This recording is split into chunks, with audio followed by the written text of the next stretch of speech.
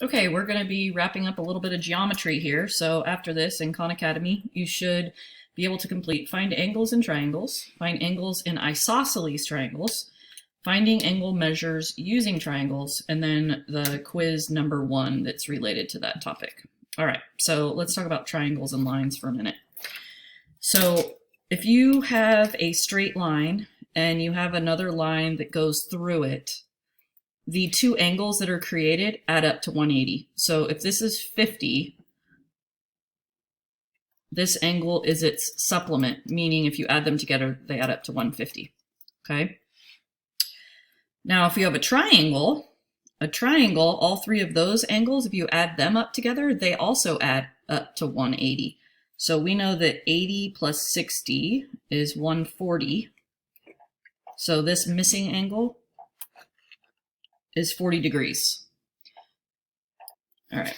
Now, what about isosceles triangles? What does that mean? Isosceles triangle basically means that two sides are equal. So this side and this side are equal. Those little lines mean that they are the same. If this side is equal to that side, then their angles opposite are also equal. So this angle here, if it's x, it's opposite that side. This angle here is also x. We're going to be using all the information that we just went over to solve for some missing information in triangles. So let's take a look at this drawing here. What is the measure of angle x right here? Angles are not necessarily drawn to scale. That's important. You can't just assume that the drawings are drawn to scale in geometry. All right, so here's what we know. This guy's 50. We know this guy's 120. So I start labeling what I do know for sure. If this is 120, then this is its supplement. So it's 60 degrees, right? 60 and 120 add up to 180. If this is 60 and that's 50, those add up to 110 together. So this missing angle is 70. Because 70, 60, and 50 have to add up to 180. Okay, so find the value of x in the triangle shown below. So let's see, what do we know here? We know that this is 4 and that's 4. So this is an isosceles triangle.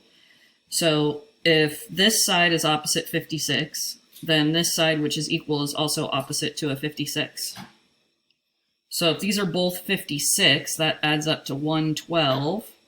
So this value is whatever 180 minus 112 is. So that's going to be 68.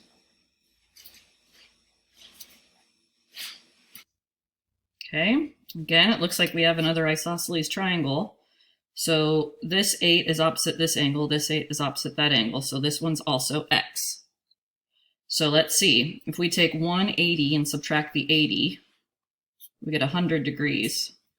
These two have to add up to 100 degrees, so each x is 50. Okay, those are the isosceles triangle problems. Okay, we're going to get into some more complicated ones here. It says, in the following diagram, BC is parallel to DE. That's what these little symbols mean. It means these lines are parallel. What is the measure of x?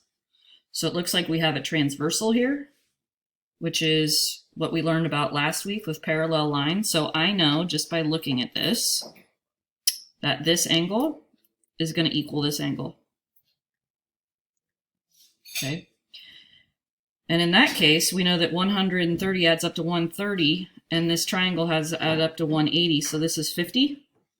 So that means this angle is also 50. So we're using what we learned last week and this week. So now we have HI is parallel to JK. HI is parallel to JK. What is the measure of X? Okay, here, let's see what we got. Well, first thing I think I'm going to do is find this angle right here. Okay. So 60 and 50, I know that that adds up to 110. So this is 70. These are corresponding angles. Right, we have a transversal here, two parallel lines, so this is also going to be 70. Okay, in the following diagram, DE is parallel to FG, DE, FG. And KL is perpendicular to FG, KL and FG. Okay, so I know this is a right angle. All right. Well, if this is 45, so is this. Right? Okay. If this is 45 and that's 90, this is 45. Because that has to add up to 180. If this is 45, so is that.